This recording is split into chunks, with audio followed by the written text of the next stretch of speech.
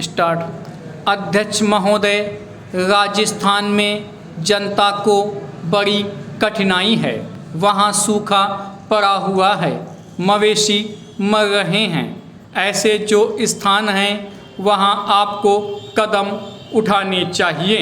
वहाँ लोगों को तथा मवेशियों को खाने के लिए देना चाहिए, उनकी सहायता करनी चाहिए। अगर अपने शहरों का ही ध्यान रखा और देहातों की समस्या व किसान की समस्या को हल नहीं किया तो भविष्य में बड़ा संकट पैदा हो सकता है।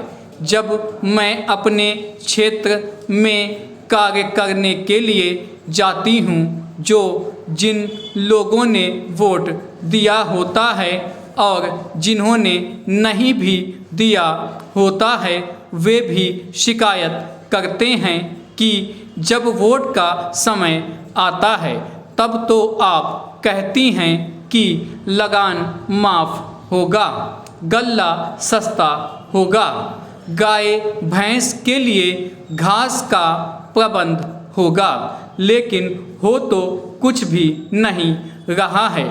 अंग्रेज़ों से जब हमने राज प्राप्त किया था, उस समय नारा लगाते थे कि लगान माफ़ होगा, नहरें खोदी जाएंगी, गाय भैंस के लिए घास का इंतजाम किया जाएगा, लेकिन कुछ नहीं हुआ।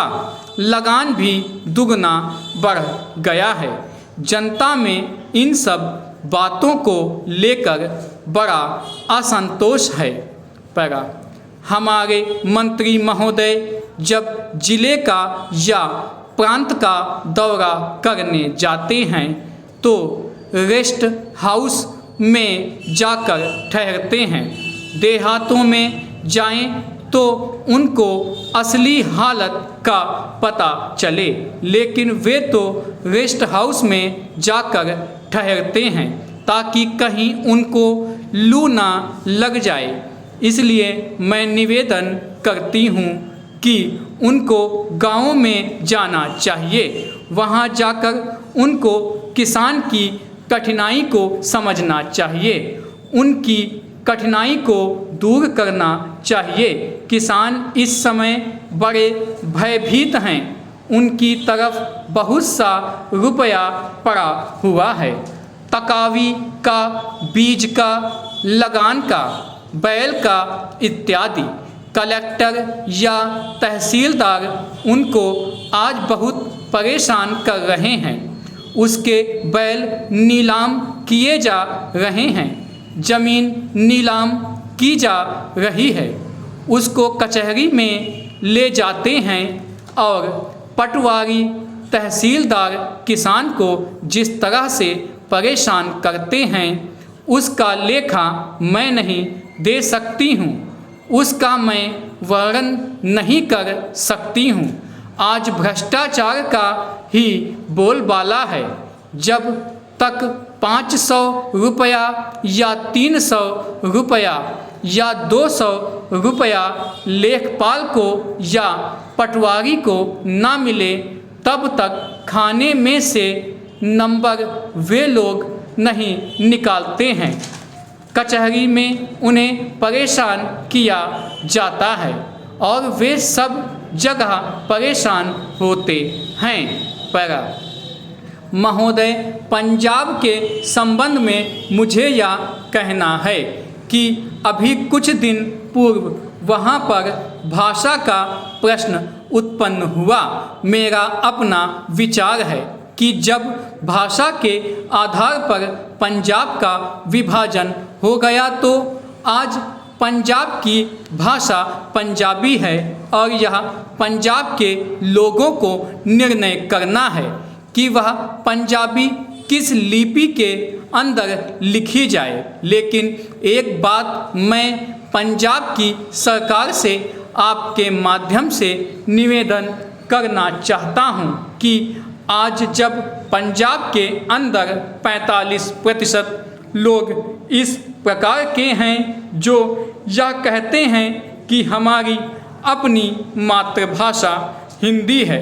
तो पंजाब की सरकार को अल्पसंख्यकों की भाषा को संरक्षण देने के नाम पर दूसरी भाषा के रूप में हिंदी को मानने में किसी प्रकार की कोई आपत्ति नहीं होनी चाहिए।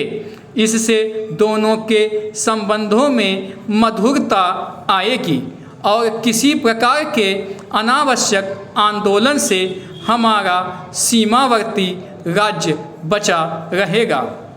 जहाँ तक लिपि का संबंध है, लिपि के संबंध में मैं बलपूर्वक किसी लिपि को समाप्त करने के पक्ष में नहीं हूँ। मेरा विचार रहा है कि देश में अपनी लिपियों को सुरक्षित रखते हुए अगर प्रादेशिक भाषाएं किसी एक सामान्य लिपि को वैकल्पिक लिपि के रूप में स्वीकार कर लें तो देश की अनेक भाषाओं को निकट आने में बहुत बड़ी सहायता मिल सकेगी। अगर पंजाब के लोग भी इसी आधार पर विचार कर सकें तो मैं समझता हूँ कि यह पंजाबी भाषा के हित में और देश की एकता के हित में होगा। अंतिम बात जिसको कहकर मैं अपना भाषण समाप्त करना चाहता हूँ वह है प्रश्न जो आज पंजाब और हरियाणा में तनाव का कारण बना हुआ है और वह है चंडीगढ़ का प्रश्न। सभापति जी, आपने देखा होगा कि कल इस प्रश्न को लेकर यहाँ एक गर्मा गर्मी का वातावरण भी उत्पन्न हुआ। इसके लिए मैं मुख्य रूप से केंद्रीय सरकार को दोषी मानता हूँ। सरकार की अपनी आदत है कि जो इस प्रकार के विवादास्पद प्रश्न होते हैं उनको लंबा टालने की इसकी प्रवृत्ति बन गई है। सरकार सोचती है कि अगर कोई प्रश्न लंबा टाला जाएगा तो लोग भूल जाएंगे और अंत में तनाव स्वतः ही नहीं रहेगा। इतिहास इस बात का साक्षी है कि जिस प्रश्न को सरकार ने टालना चाहा, चाहे मैसूर महाराष्ट्र का सीमा विवाद का प्रश्न हो, गोदावरी या कृष्णा के जल का झगड़ा हो, पैरा महोदय पंजाब के अंदर चंडीगढ़ का झगड़ा हो, सरकार ने जिस झगड़े को टालना चाहा वह झगड़ा और अधिक उग्र रूप लेकर देश के और सरकार के सामने आया। इसलिए मैं चाहूँगा कि इस सरकार को आगे के लिए यह परंपरा डालनी चाहिए कि जब भी इस प्रकार के कोई प्रश्न आए तो उन प्रश्नों पर दृढ़ता से विचार किया जाए और तत्काल उनका समाधान किया जाए। वर्षों तक उन प्रश्नों को लटकते छोड़ लोगों को आपस में संघर्ष का अवसर नहीं देना चाहिए। मैं आपसे निवेदन कर रहा हूं कि जो राष्ट्रीयकरण के समर्थक हैं वे भी राष्ट्रीयकरण को साध्य नहीं मानते। प्रधानमंत्री ने स्वयं स्वीकार किया है कि अनेक देशों में बैंक सरकार के हाथ में हैं, लेकिन बैंक सरकार ने ले लिया तो समाजवाद आ गया। ऐसा कोई नहीं कह सकता। जिन देशों में समाजवाद नहीं है वहाँ बैंक सरकार के हाथों में है। फ्रांस में समाजवाद नहीं है, सरकार ने बैंक ले लिए और ऑस्ट्रेलिया में बैंक सरकार ने लिए थे, लेकिन बैंक कर्मचारियों के आंदोलन के फलस्वरूप चुनाव में जब नई सरकार बनी तो बैंकों का राष्ट्रीयकरण समाप्त करना पड़ा। राष्ट्रीयकरण कोई हर रोग की रामबाण औषधि नहीं है और राष्ट्रीयकरण सरकारीकरण में नहीं बदलना चाहिए। पैरा, जिस तत्परता से सरकार ने बैंकों को अपने हाथ में लिया है उससे आर्थिक क्षेत्र में कठिनाइयाँ पैदा हो सकती हैं। नए नए लोगों में नई नई आशाएं जागी हैं। क्या ये आशाएं पूरी की जा सकेंगी? अगर ये आशाएं पूरी नहीं की गई तो उनके परिणाम भयंकर होंगे। सहकारिता के क्षेत्र में हमने लोगों में नई आशाएं जगाई हैं। हमारा तंत्र उसको पूरा कर पा रहा है। समाजवाद मात्र इरादा नहीं है।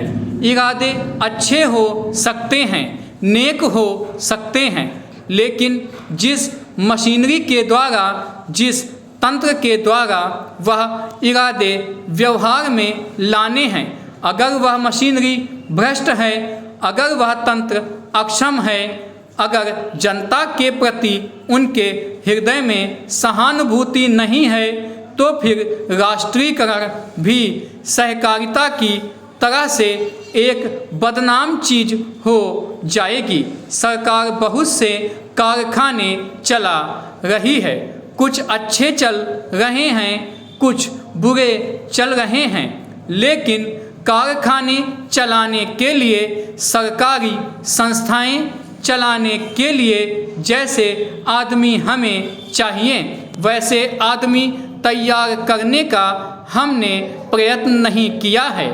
सार्वजनिक उद्योगों को सफल करना सरल नहीं होता।